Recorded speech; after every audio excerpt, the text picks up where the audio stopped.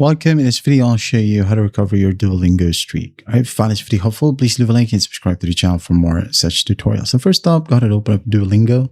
Now tap on the fire icon right here, which is a streak icon.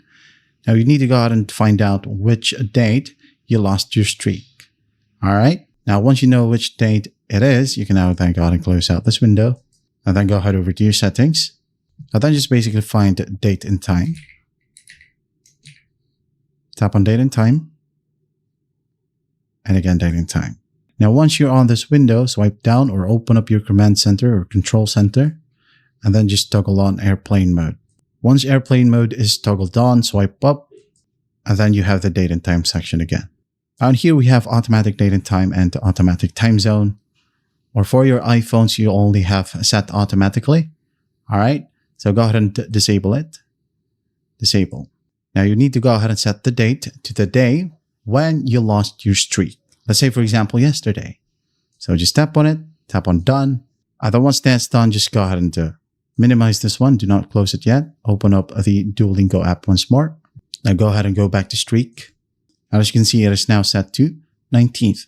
So you need to go ahead and go back and finish all the missions that needs to be finished on that specific date while you are on airplane mode.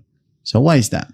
So while you're on the airplane mode, all of your files or saved data from Duolingo, especially if you don't have Wi-Fi enabled right here, will be saved to your phone locally, not online. And then once you've finished all the quest right here, missions, you can now then go ahead and go back to settings and toggle these settings back on, right?